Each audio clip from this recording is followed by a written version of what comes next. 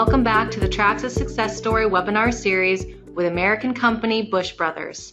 I'm joined today by... Hello, my name is Mike Yost. I am the president of MESA International. MESA is a 24-year-old not-for-profit industry association that's focused on finding the business value at the intersection of where manufacturing meets IT. Hello, my name is Dave Ray. I'm the Vice President for Operations here at Parsec Automation. We are the supplier for TrakSYS, a leading operations management and manufacturing execution software. Hello, my name is Travis Tomaszewski. I'm an operations area manager at Bush Brothers and Company.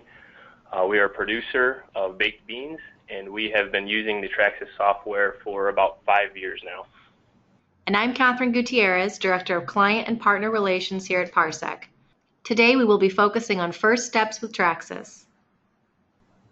Mike, I'd like to start off with asking you about a common theme that we see across manufacturers, and that is a miscalculation of OEE, and sometimes it's even with a software solution in place.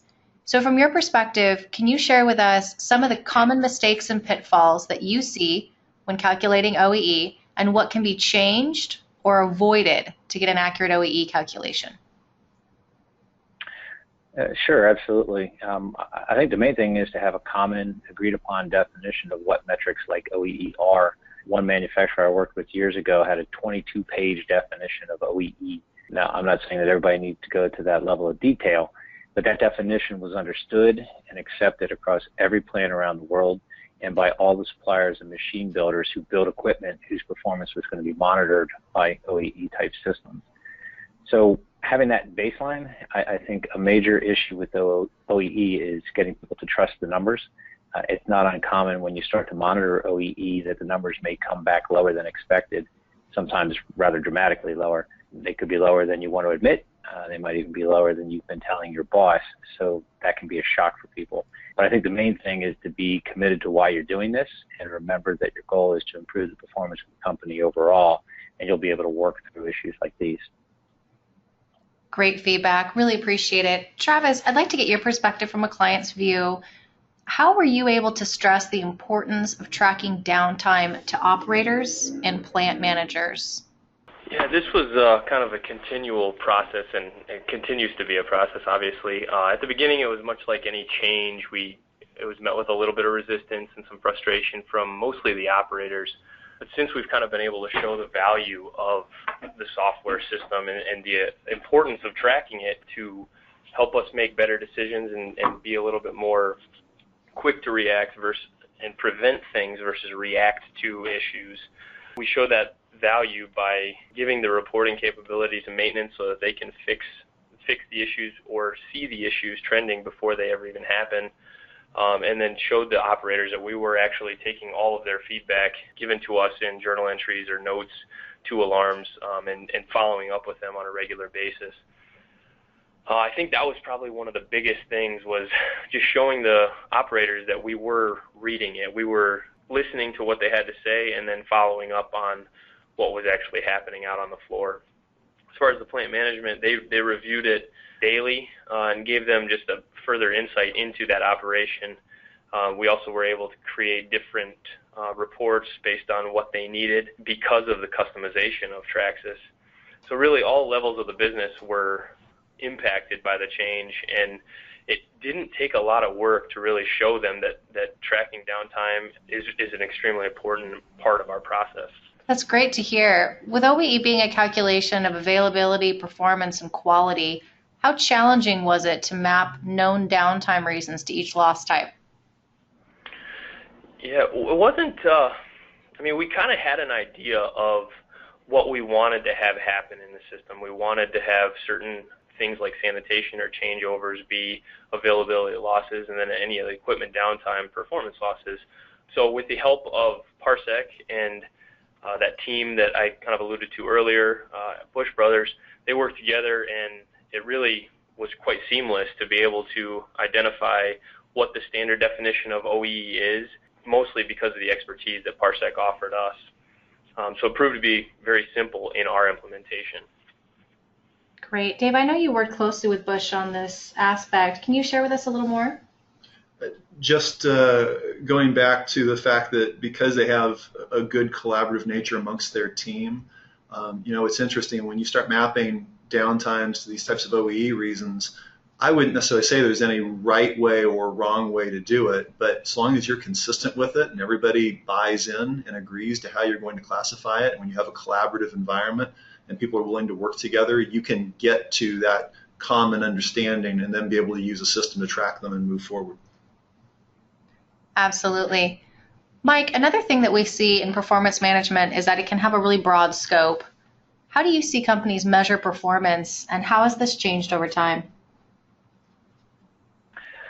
Well, traditionally, companies have measured manufacturing performance along the lines of quality and cost, utilities, rework, maintenance, things like that in sort of a production bucket. And what we see happening now that we're moving into this digital age that's upon us is that walls are disappearing and companies are looking at all areas of performance, less in a production bucket and more in line with how all of these areas impact overall performance of the organization. I talked before about knocking down walls and communications between departmental boundaries.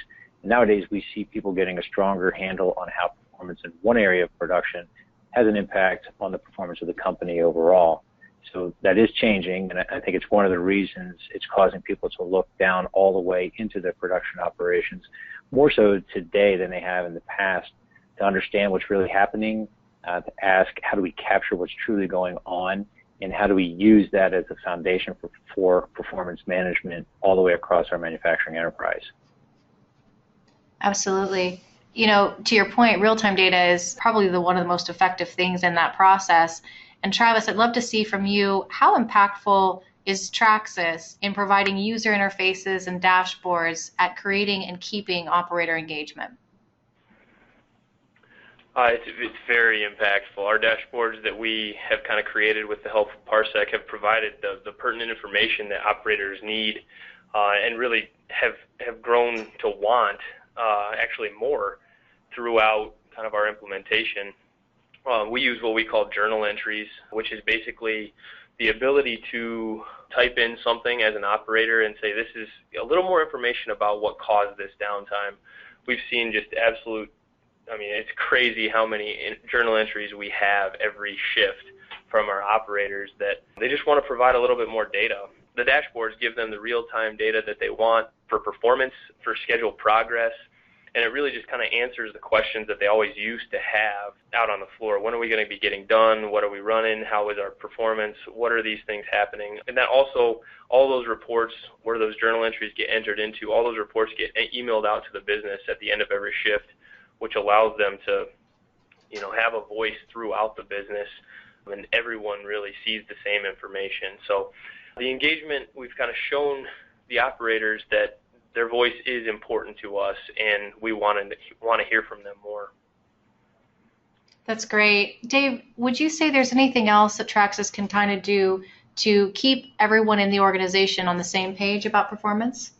Well, certainly being able to provide some standard, commonly acceptable views of performance, be able to show information, whether it's in real-time dashboards or historical reports, and then also, even if people aren't in the factory or sitting at a computer, being able to send out alerts, send out close-of-day reports, be able to disseminate information, and I think we've heard this phrase before, to the right person at the right time, regardless of where they are, is very, very important. One last point just on this topic had to do with the fact that operators are so key at providing information to the system, and a very smart move on Bush Brothers' part was to involve operators in how certain screens were put together, how certain interfaces for entering data, doing the journaling was going to take place. It allowed them to feel like they had a little bit of ownership over it and buy into using those interfaces and those systems as the software was deployed.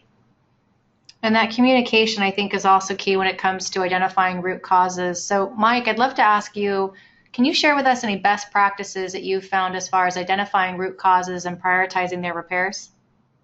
Well, I really think it comes down to having access to accurate information about what's really going on. So the ability to connect and collect and analyze and inform so as to have the intelligence to make decisions. And also a key is to not be afraid to follow wherever that may lead. I worked with a manufacturer in my past who said their focus was to make sure that they had access to all the data for everything happening in production.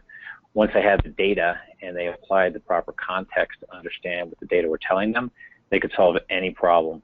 So they would follow the root cause wherever it led them, and they said that the data and the information were their friends. So I think it's a true best practice for getting at the root cause of problems. Absolutely. And Travis, from your perspective, what tools or capabilities has TrakSYS given you that allows you to identify and record accurate root causes? Well, we actually had a very specific implementation. We use what we call buffer logic, which takes an original tag and kind of carries it through our process to our bottleneck. And this was something that was kind of created by Parsec to satisfy what we kind of wanted as a company.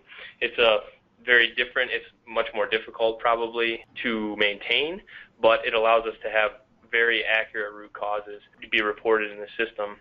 We were also able, obviously, to use some of the more standard features, which would be trending of individual alarms on each piece of equipment, which allows us to see what's happening kind of over time, and for the maintenance techs to be able to go out there and fix issues before they become a problem. There is just endless reporting opportunities and drill down functionality that you can use really on any screen within the TrakSYS software, which allows you to get deeper down and understand kind of what's happening. So unfiltered reporting that we use, which even though the line doesn't necessarily stop, TrakSYS is running and reporting when those things are happening, so that we have a little bit further insight, even when things aren't actually causing downtime, to be able to address them before they become an issue. There's a lot of different things that we use, and most of them become kind of standard reports and emailed out to the business so that we have that insight into what's going on before anything ever even happens. That's great. Were there any root causes that surprised you? There were a couple. We had one actually in particular where we had our filler, which is our bottleneck, would start to slow down, and it would stop for very, very short periods of time. So after seeing that downtime in seconds of duration that we never saw before with our previous systems, we started to investigate kind of what was going on with the filler, and we found that beyond the filler, previous to the filler, there was a conveyor that was set up with some minor adjustments to be made that allowed our cans to flow a little more freely through our conveying system, which ultimately, totally took away that downtime as an issue. So there was some things that just allowed us to really dig down into a specific downtime event, and it wasn't actually related necessarily to that piece of equipment, but feeding that equipment was a problem, which before we had never been able to even see that there was downtime. So it was interesting to see how many different areas that the software kind of gave us that much further insight into. That's great. Dave, is there any feedback that you have on root cause analysis and how best to address it?